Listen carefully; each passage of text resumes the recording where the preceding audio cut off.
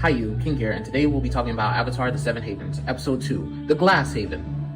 But before we can continue, let me remind you, for anyone new, that this is a video series of me breaking down what I believe will be the Seven Havens for the new Avatar series, Avatar: The Seven Havens.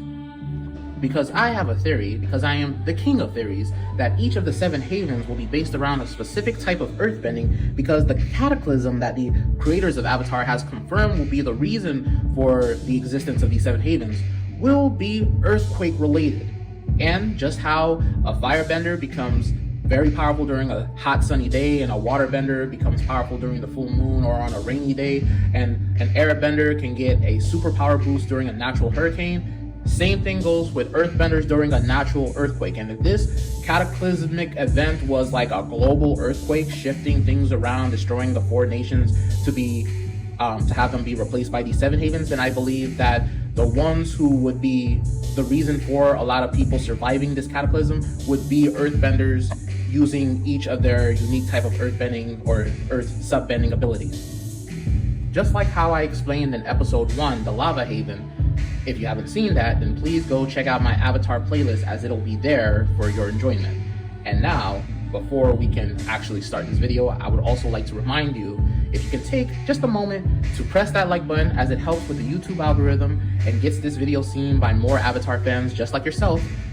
Please comment down below your thoughts and theories on what the Seven Havens could be, and comment down, ring that notification bell so you know first when the Avatar 7 Haven videos drop.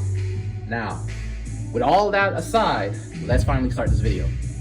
Now, just like the previous episode, let's start off with the environment. And the environment for the Glass Haven will be primarily desert-based, that they will be located directly in the desert, but will be closer towards the edge of it.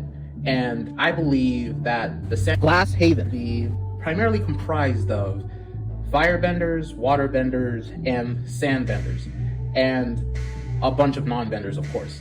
And that I feel that glass bending for glass benders will be developed like much later on in the existence of this haven. Like the firebenders, waterbenders, and sandbenders all came together to, save themselves from the cataclysm, settling in the desert, and the waterbenders would use their abilities to find water, the firebenders would use their abilities to fight against, hostile predators that would be attacking the haven, and the sandbenders would use their ability to traverse the haven to be able to go to other havens and get, necessary materials and resources to bring back to their haven. Because just in case you didn't know, here's a little science 101 for you. Fire, water, and sand can create glass. If you superheat sand and then quickly cool it down, you can create glass material.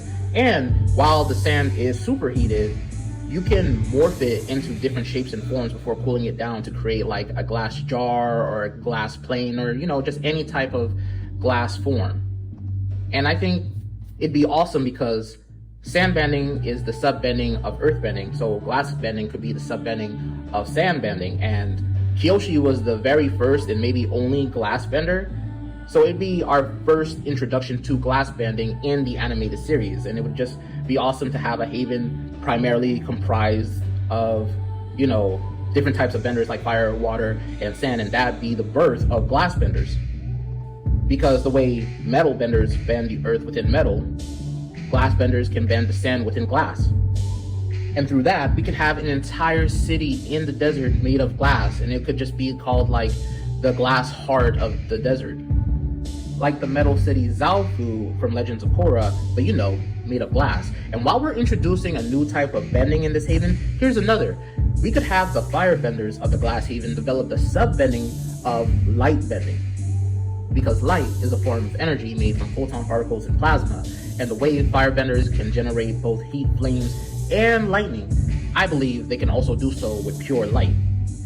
But not just generate it, bend it, allowing them to manipulate fields of light to have a variety of effects on people, such as creating mirages to trick people's eyesight to make them see illusions, or bending the visual spectrum to make themselves and others around them invisible, transparent. Heck, they could even focus the light into a beam and increase the heat from it to practically shoot lasers from their hands, making light bending be even more powerful than combustion bending. and something that I feel they could truly monopolize in a city made up of glass. Especially because the creators of Avatar said they would like the new era of Avatar to take place in a cyberpunky setting. I believe because of this cataclysm, not every haven is going to be futuristic or have advanced technology, but some will. And I believe the Glass Haven will be one of the havens that will be a futuristic city, especially if they have light benders and glass benders. Because firebenders can already generate electricity via shooting lightning from their fingertips. So imagine by getting resources from the other havens and building generators and having the firebenders power those generators by shooting lightning at them, that they create a very futuristic city, especially if they have light benders, develop technology that works the way their bending works, allowing them to basically project holograms throughout the city via the many glasses that basically make up the city. The glass walls, the glass ceilings, the glass floors, the glass buildings, all go towards entertainment, advertisements, or political agendas, just like how the real world began to work after the development of the internet and smartphones. As for how they would interact with other havens, I could see the Glass Haven being more secluded to themselves, as they would have deals with other havens that could afford to purchase hologram technology from them, as well as a bunch of their glass materials, objects, and items. But for the havens that couldn't afford to buy it from them or would be envious of them to have, aggressive altercations with them, they would try to distance themselves from, heck, even distancing themselves from the Sand Haven that they share an entire desert with.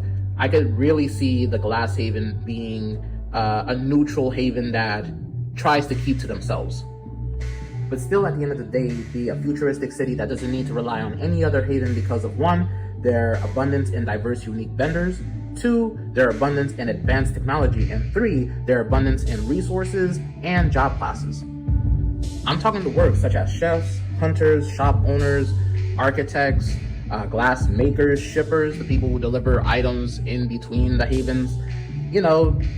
Just the possibility is limitless for living in the Glass Haven, so it could be one of the most advanced cities in this new Avatar era. But I digress. Tell me your thoughts about the Glass Haven in the comment section below, what you would like to hear more of. And ring that notification bell so you know first when episode 3 of this Avatar 7 Haven video series drops.